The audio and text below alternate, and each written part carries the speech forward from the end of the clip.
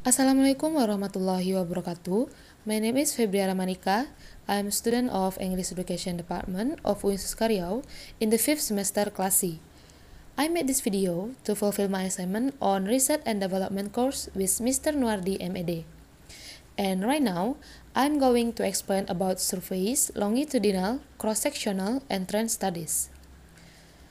We deal here with several types of descriptive survey research, including longitudinal, cross-sectional, and trend or prediction studies. Collectively, longitudinal, cross-sectional, and trend or prediction studies are sometimes termed developmental research because they are concerned both to describe what the present relationship are among variables in a given situation and to account for changes occurring in those relationships over time. The first is surveys. Typically, surveys gather data at a particular point in time with the intention of describing the nature of existing condition or identifying standard against which existing condition can be compared or determining the relationship that exists between specific events. Thus, surveys may vary in their levels of complexity from those that provide simple frequency counts to those that present relational analysis. Most surveys will combine nominal data on participants' background and relevant personal details with other scales. For example, attitude scales, data from ordinal, interval, and ratio measures.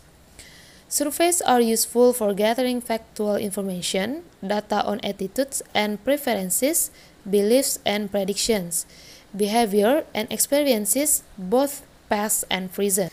Next is about some characteristics and claim attraction. The first is gathers data on a one-shot basis and hence is economical and efficient.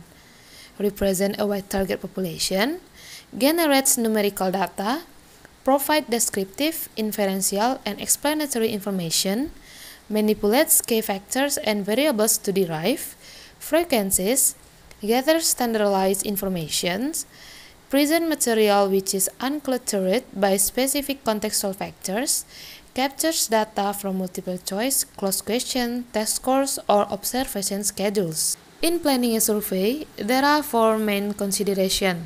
The first, problem definition. It means that deciding what kinds and contents of answer are required. For example, what hypotheses there are to be tested and what variables there are to explore. And second, sample selection. For example, what is the target population? How can access and representativeness be assured? What other samples will need to be drawn for the purpose of comparison?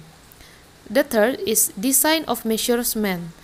For example, what will be measured and how? And then, what variables will be required?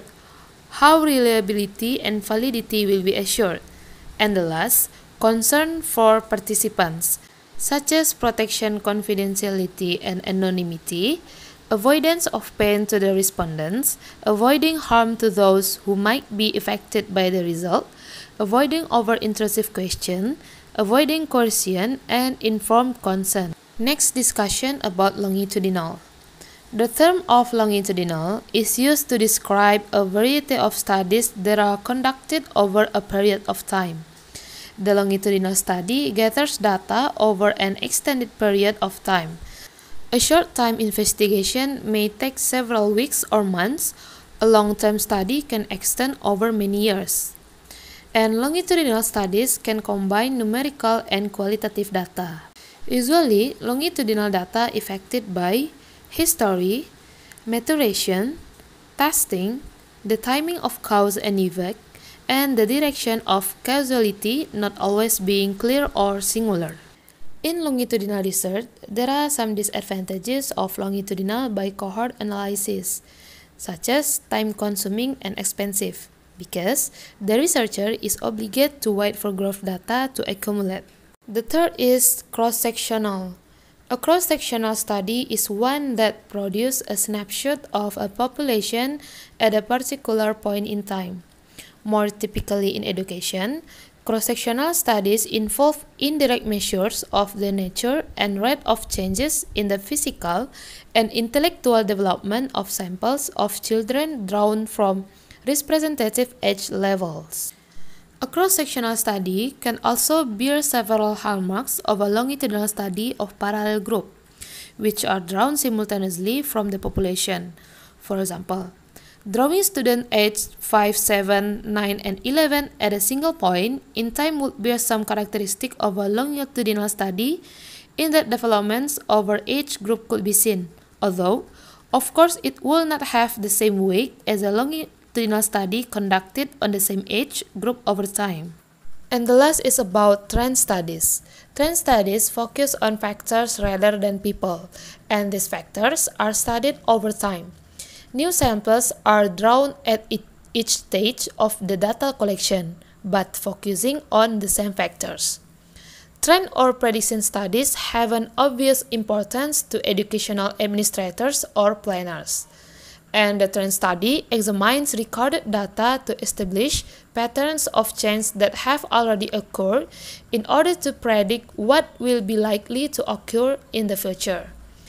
In trend studies, 2 or more cross-sectional studies are undertaken with identical age groups at more than one point in time in order to make comparisons over time. Okay, maybe that's all I can explain about surveys, longitudinal, cross-sectional, and trend studies. Sorry for the mistakes, and thank you for the attention. Wassalamualaikum warahmatullahi wabarakatuh.